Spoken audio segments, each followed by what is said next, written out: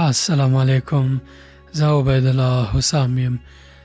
خوږو ملګرو، نن درته په یوه داسې موضوع باندې خبرې کوم چې که موږ او تاسې په ټول ژوند کې یوازې همدغه موضوع ته جدي پام وکړو، غور پرې وکړو او ځان پرې پوه کړو او عمل پرې وکړو، همدغه لویه لاسته راوړنه که یوازې موږ په ژوند کې ولرو او بله لاسته راوړنه نه وي، کفایت کوي.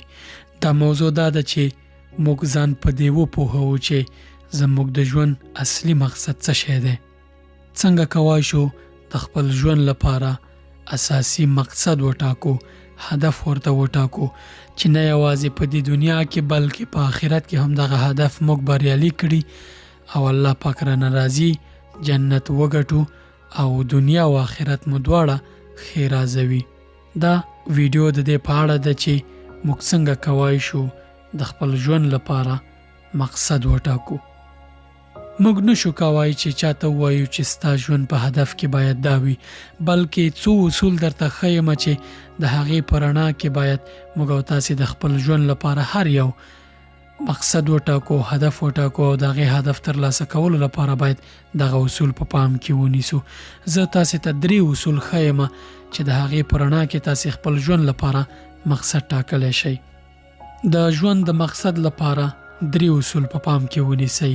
لومړی، ضرورتونه، اړتیاوې یا نیډز ستا د ژوند مقصد نشي کېدی، لکه موټر، کور، برند کالي اغوستل، میلیونر کېده. د دې په ترلاسه کولو کې ستونزه نشته. دا د ژوند حاشیوي یا ډېر کوچني هدفونه دي. د دې په ترلاسه کولو کې هیڅ ممانعت نشته. هر څومره مال چې ترلاسه کولی شئ، هر څومره ښکلی موټر، ښکلی ژوند، ښکلی کور، دغه شیونه، دغه نعمتونه دي، دا که ترلاسه کولی شئ هیڅ مشکل پکې نشته، خو د ژوند مقصد یې مه ټاکئ، ځکه اړتیاوې د ژوند مقصد نشي کېدی. که یوازې زموږ هدف په ژوند کې دا وي چې زه د میلیونر شم یا د میلیاردر شم، بیا دا هدف زموږ د ژوند هدف نه بلکې موږ د څارویو په شان ژوند کوو. تاسې وګورئ، په غربي ټولنو کې د ژوند اصلي مقصد اړتیا پوره کول یا مادیات دي. په غرب کې به ښکلی ځوان وي، ځان به یې په ټټو باندې بدرنګ کړی وي، ښکلې نجلۍ به وي، سر به یې خرولی وي، په شونډو او پزه کې به یې کړۍ اچولې وي. عجیبه ده، دا ولې؟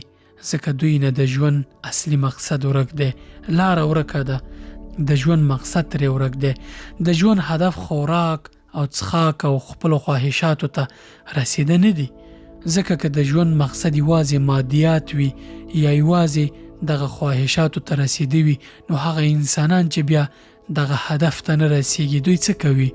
ځانونه وژني، د ځان د وژلو فکر ورته پیدا کیږي، ځکه چې دوی په ژوند کې ځان ناکامه او خپل هدف ته نه رسیدلی بولي. همدا وي چې نور ګوري او ځورېږي او بالاخره دې ته لاس واچوي چې خپل ژوند ته په خپله خاتمه ورکړي.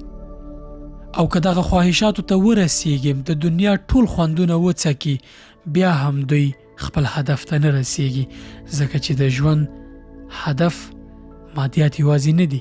ځکه دوی چې هر مزه وڅکي د ژوند، بالاخره داسې څه نه یي پاتې په دنیا کې چې دوی پرې زړه خوشحاله کړي، سکون پرې ترلاسه کړي او بالاخره تصمیم دا شي چې ژوند بې معنا دی، نو ځان ترې باید خلاص کړي.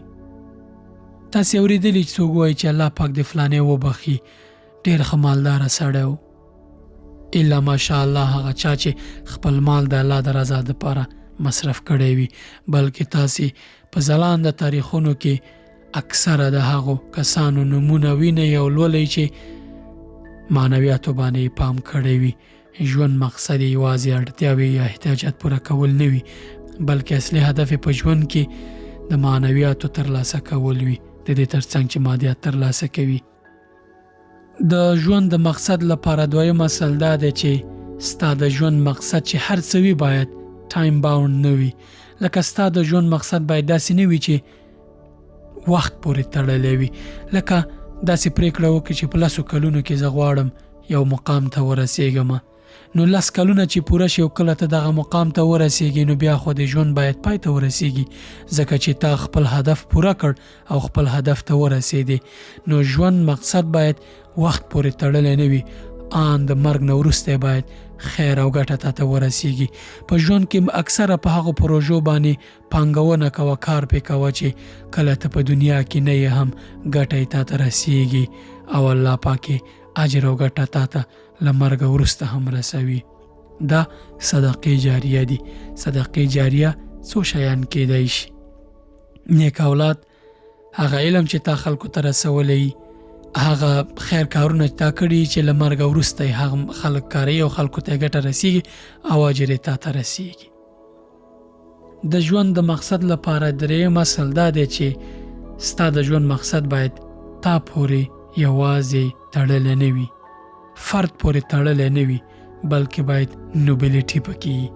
یعنی دا چې ستا نه غیر نور خلکو ته هم ګټه رسیږي، خپلې کورنۍ ترڅنګ ټولنې ته، هیواد ته او بالاخره اسلامي امت ته خیر ورسیږي.